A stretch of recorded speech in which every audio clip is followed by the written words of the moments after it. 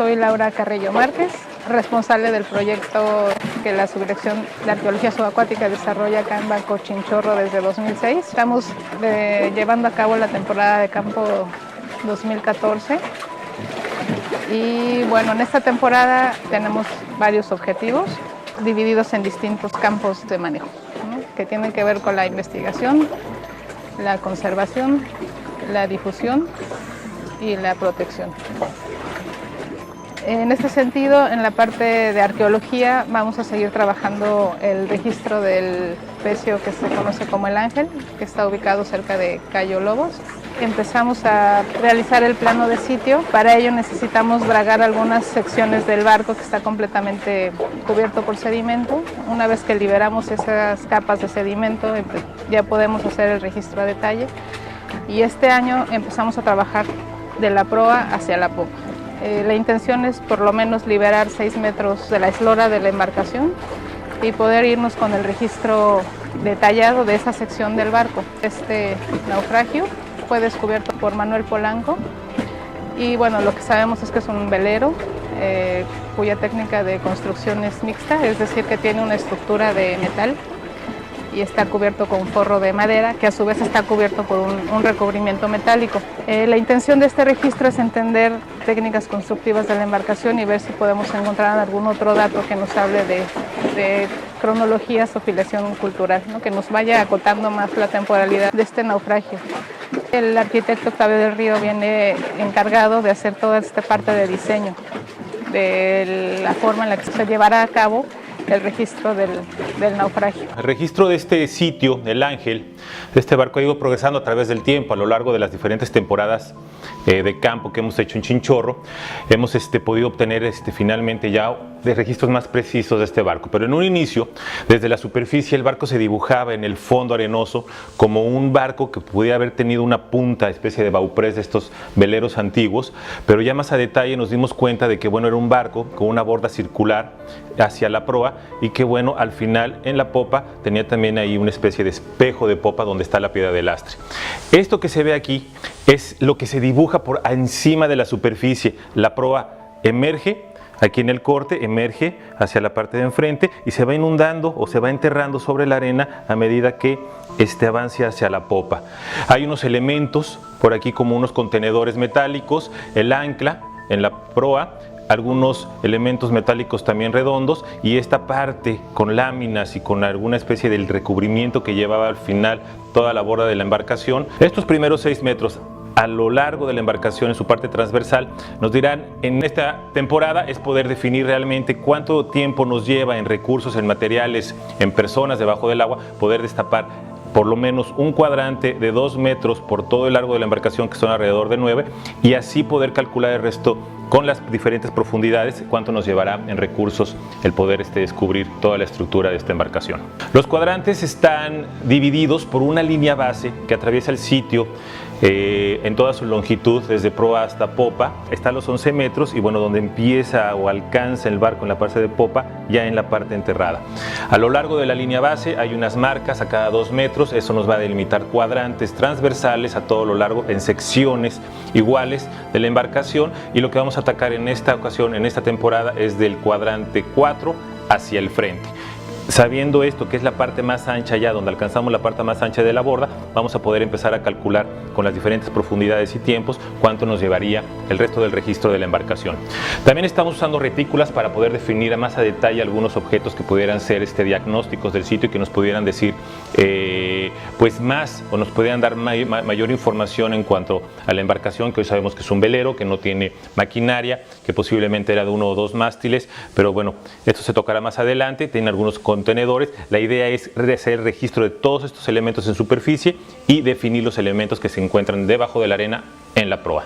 Lo que intentaremos hacer en esta temporada es poder, con la draga, ¿no?, mandar desde superficie esta bomba con las mangueras y poder atacar los flancos de la embarcación para que todo el sedimento salga hacia los lados y descubrir esta parte de proa, que es donde empieza a hundirse la embarcación bajo el manto o la superficie de arena. Estos son aproximadamente 4 metros y es a partir del ancla hacia la parte de popa donde vamos a poder entender un poco más la embarcación con toda la estructura de madera, pero para ello hay que descubrirla o hay que destaparla con el uso de estas tecnologías que es la draga. Para eso haremos equipos, la profundidad son 12 metros, son 2 atmósferas, tenemos que hacer relevos de personas y de equipos pausadamente y en programas definidos para poder liberar estas cuestiones de saturación de nitrógeno y las cuestiones también por cansancio, fatiga y estos factores que son implícitos dentro del buceo y que hay que considerar. Asimismo, otro de los objetivos en este barco es, a través del trabajo del maestro en ciencias Pedro López Garrido, tomar algunas muestras de madera que serán analizadas por Claudia Girón y bueno, con la intención también de ver que esta madera de dónde procedía, ¿no? Para tener un poco de idea del origen de las maderas con las cuales estaba construida la embarcación. Tenemos un dato que nos dio Manuel Polanco, que es el descubridor del sitio, y dice que este barco transportaba palo de tinte. No sabemos cuáles fueron sus fuentes ni de dónde sacó su información, pero uno de los análisis pasados de este barco dio como resultado una muestra de un mesquite, que al parecer está relacionada con la familia del palo de tinte, y la intención es tomar más muestras para corroborar esta hipótesis. Mi nombre es Pedro López Garrido, soy biólogo y trabajo en la subdirección de ecología subacuática del Instituto Nacional de Antropología e Historia. Y el trabajo que he venido desarrollando aquí en el proyecto en Banco Chinchorro consiste básicamente en analizar los organismos que se encuentran adheridos a la superficie de los vestigios arqueológicos y determinar cómo afectan la preservación de estos en el medio marino. Como parte del desarrollo de estas investigaciones, colectamos algunas muestras. Desde hace varias temporadas, específicamente a partir del 2010, se comenzó a desarrollar una línea de investigación que tiene que ver con el estudio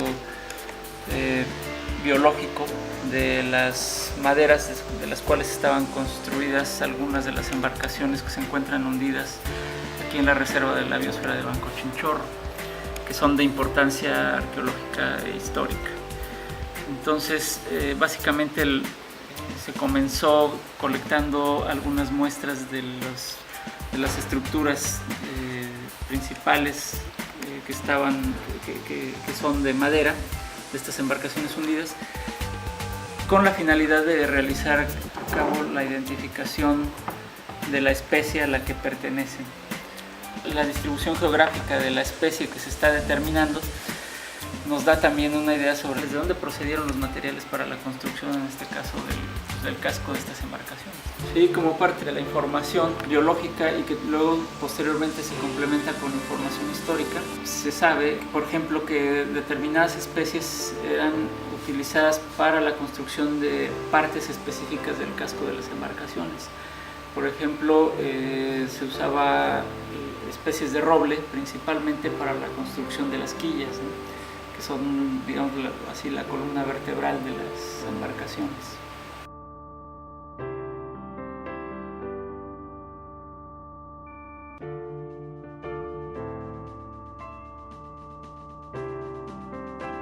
Por su parte, Andrés Ugoloto, que es el encargado de la restauración del proyecto, se va a encargar de tratar las muestras que se vayan a extraer. Por lo general sacamos objetos chiquitos que nos puedan dar información sobre materiales, composición o cronologías, y él se encarga de su extracción, de su embalaje y de su conservación a largo plazo. Mi nombre es Andrés Ugoloto y bueno, yo soy el encargado de la conservación de los materiales arqueológicos de este proyecto. La metodología para hacer el rescate de este tipo de materiales se basa en rescatar solamente los materiales que están en peligro de perderse o que resultan ser materiales diagnóstico para los arqueólogos, biólogos o otros investigadores. Hoy se realiza una colecta de materiales del sitio El Ángel, en donde se encontraron un clavo y lo que parece ser una rondana. De estos materiales se les va a dar tratamiento para pasar de un estado húmedo a un estado seco. Este tipo de tratamientos tarda aproximadamente de 3 a 6 meses. Este proceso se tiene que hacer desde aquí, desde campo, es decir, se realiza la colecta in situ, se mete en un molde con el agua de mar correspondiente a este sitio y luego se transporta hasta acá, hasta la reserva, en donde se les da seguimiento y se les da tratamiento, donde ya tenemos montado un laboratorio para realizar este tipo de procedimientos y hacer este paso paulatino y cambios de agua constantes hasta pasar de agua salada a agua sin sal o agua destilada 100%, y posteriormente en las instalaciones de la Subdirección de Arqueología Subacuática desecarlo o eliminarle todas las sales primero y luego pasarlo de un estado húmedo a un estado seco. Bueno, estos objetos son contenedores de una gran cantidad de información que les sirve a diversos investigadores, y sin los procesos necesarios de conservación, estos se desintegran al momento de sacarlos. Es por eso que es importante preservarlos, realizarle los procesos adecuados por manos calificadas, y si no es necesario sacarlos, que sean conservados in situ para lograr que se conserven mucho mejor en este ambiente, que ya han logrado un equilibrio.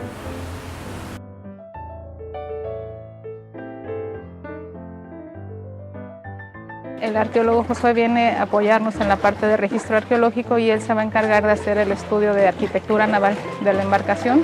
Mi nombre es Josué Guzmán, arqueólogo de la Subdirección de Arqueología Subacuática de Lina, y mi papel o mi rol en este proyecto es contribuir al estudio de la arquitectura naval del buque para arqueológicamente obtener la mayor información de él, de su historia, de su tragedia y de cómo se fue conformando el sitio.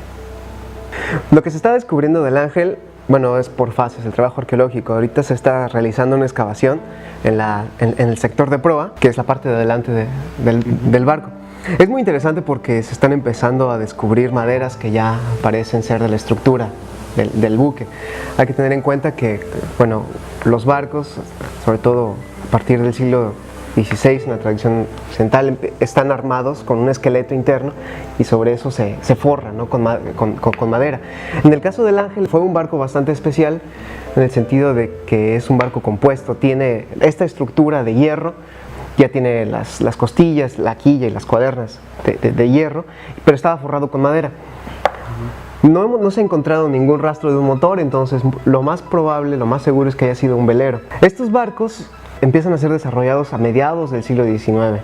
Este armazón de hierro, para darle mayor solidez a los buques, se desarrolla en Europa hacia 1850, 1860 y tiene un auge durante más de 60, 70 años hasta que es completamente desplazado por los vapores. Pero en el caso del Ángel es chistoso porque, platicando por ejemplo con los biólogos que han tomado otras muestras, se ve que las maderas son distintas, que hay distintos tipos de maderas, que hay distintos tipos de metales en los recubrimientos. Entonces parece ser un barco que tiene una larga historia, que fue sometido a varias reparaciones que fueron hechas con lo que estaba a mano. Antes de llegar a las maderas que se descubrieron hoy, que ya son tablones muy juntos, que parecen ser una de las cubiertas inferiores, se ha encontrado toda una capa de otro tipo de madera puestas longitudinalmente a lo largo del través del barco, o sea, a lo largo del barco, que podrían ser una carga, sobre todo porque no son maderos perfectamente embonados ni parecen estar aserrados con una forma que ayudaría a la estabilidad del casco. La idea de traer a agentes o especialistas en diversas disciplinas es para hacer un trabajo interdisciplinario, ¿no?, que cada uno desde su ámbito de acción aporte información para entender más lo que estamos viendo en el contexto arqueológico y no sé, tener una mayor correlación entre cada uno de los datos, ¿no? Es un complemento para la investigación del sitio de naufragio. Otro de los objetivos de esta temporada, como lo estamos haciendo desde 2006, es hacer visitas de inspección en sitios que están encallados, que son 7. Dentro de estas visitas de inspección se hace un registro fotográfico para ver los cambios que sufren estas embarcaciones a lo largo del tiempo. Este año el arquitecto Pablo del Río consiguió que viniera Paris Palacios y se encargó de hacer unas muestras aéreas con un dron, con la intención también de recabar mayor información sobre el posible suceso del naufragio, ¿no?, la disposición en la que se encuentran los restos actualmente, si podemos saber cómo es que encalló la embarcación y cómo se ha ido dispersando a lo largo del tiempo. En el pecio de 40 cañones que ya hemos trabajado desde hace mucho tiempo, la intención también en esta temporada fue que Pedro y Claudia tomaran unas muestras de madera para hacerles estudios de dendrocronología. En el pecio también del Ángel, Pedro va a empezar a hacer estudios de identificación de organismos marinos asociados a los restos arqueológicos. Y esto es para ver si hay una diferenciación entre el tipo de sustrato y el tipo de bicho que se está incrustando en cada resto material. Por lo menos sabemos que si hay una diferencia en cuanto a los materiales que pueden ser tóxicos para estos bichos, como sería el plomo y el cobre, posiblemente el bronce. Los objetivos de la temporada se han ido cumpliendo conforme pasa el tiempo, a pesar de varias complicaciones que hemos tenido de logística. Bueno, las condiciones ambientales han estado mejor de lo que nos esperábamos, aunque bueno, no hemos podido salir en 2 días. También se descompuso el compresor de la CONAM, que siempre nos hacen favor de prestar para llenar tanques. Entonces eso para nosotros es un problema complicadísimo, porque aquí no hay otro lugar donde podamos llenar esos tanques. Entonces tenemos que negociar con la CONAM o con pescadores que nos hagan favor de traernos los tanques desde Majagual, y eso te implica una logística y más gasto de recursos que no teníamos contemplados, ¿no?